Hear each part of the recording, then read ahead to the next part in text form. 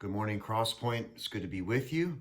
We are continuing our videos on Holy Week, and it was Sunday, then it was Monday, then Tuesday, then Wednesday, Thursday, and now it's Friday. So, Good Friday. We do have a service this evening at church from 7 to 8, so encourage you to join with us there to remember the death of Jesus Christ. We'll be remembering his death right now.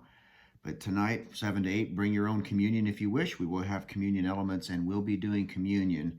We actually won't be doing it on Easter morning because we're doing it for Good Friday.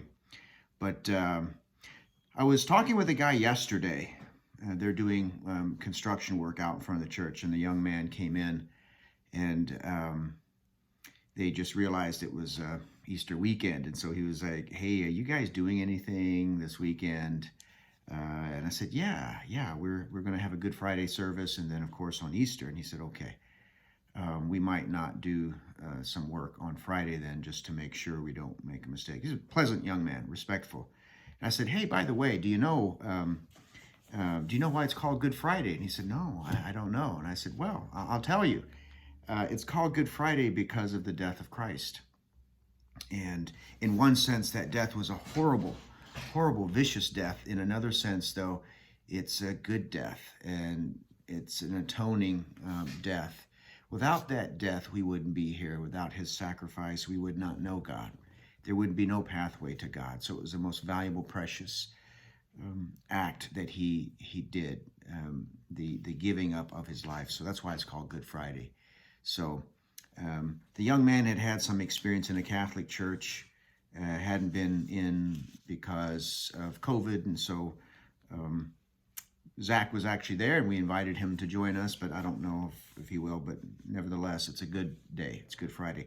So what was happening on Good Friday? Well, my heart is heavy, and yet there's an incredible joy and satisfaction that is welling up because of how valuable Christ's death is. But in the early morning hours, we don't know exactly when it happened, but they left the upper room, went to the Garden of Gethsemane, and I don't know what time it was, but Jesus was praying, and at some point the soldiers came, and I don't know if that would have been midnight or still late Thursday, but then there was the betrayal with a kiss. Judas betrayed his master and his friend, and the soldiers took Jesus. And in Mark's gospel, which is kind of where I'm at, there's a little snippet about a young man who was watching, who ran away, who had just been clothed with a cloak, and he ran away naked. That probably would have been Mark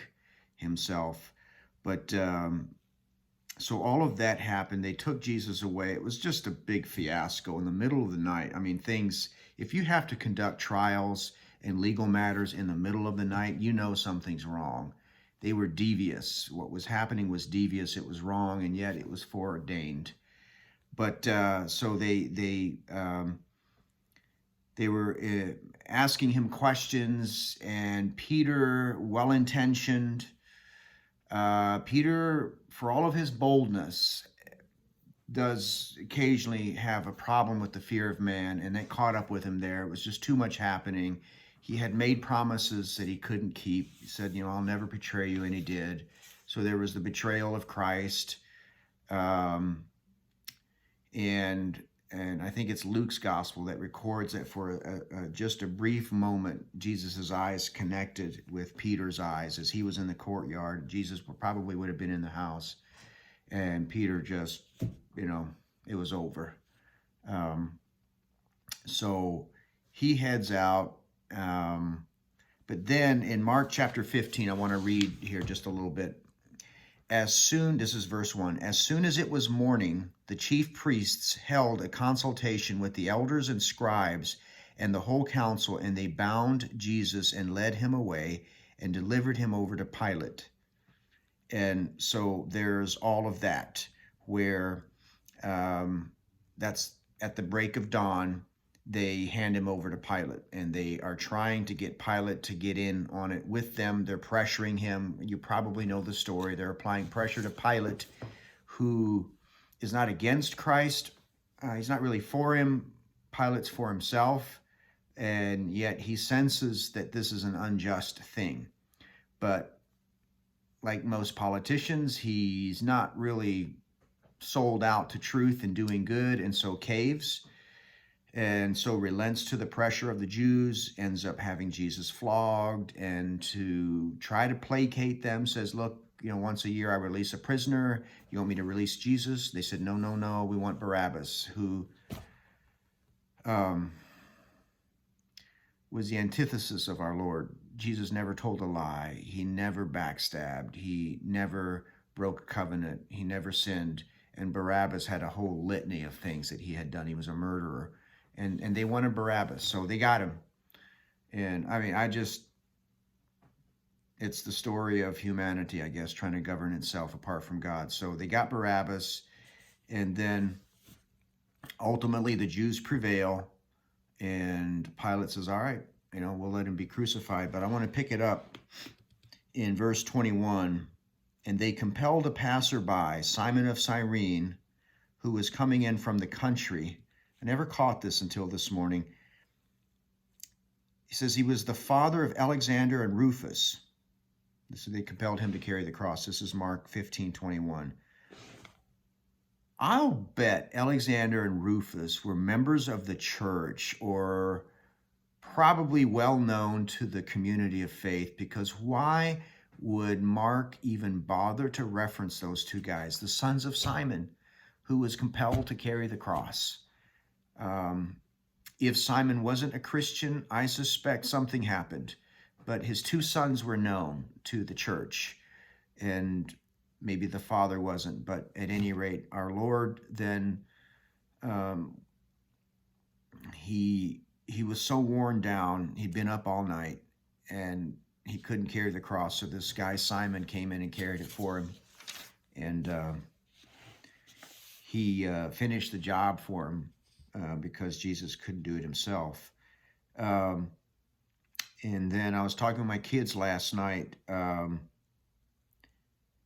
says, when the 6th hour had come, this is verse 33, this is noontime, there was darkness over the whole land until the 9th hour. Now, he's already up on the cross at this point. And so it goes dark, maybe an eclipse of some kind. But verse 34, and at the 9th hour, Jesus cried out with a loud voice, Eloi, Eloi, lema sabachthani, which means, my God, why have you forsaken me? And of course, there's some commotion underway, but in verse 37, and Jesus uttered a loud cry and breathed his last. So today at 3 p.m., you can maybe mark an alarm on your phone or on your watch, but it was at 3. I was telling my kids that the 9th hour is 3 p.m. 3rd hour is 9 a.m. The clock starts at 6 a.m. in the Jewish calendar, or the Jewish day. So the 3rd hour is 9 a.m.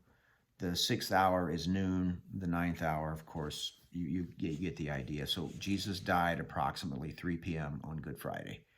So he was dead Friday, he was dead Saturday, and then would have been dead, early Sunday morning, 3 days. But so there you have it.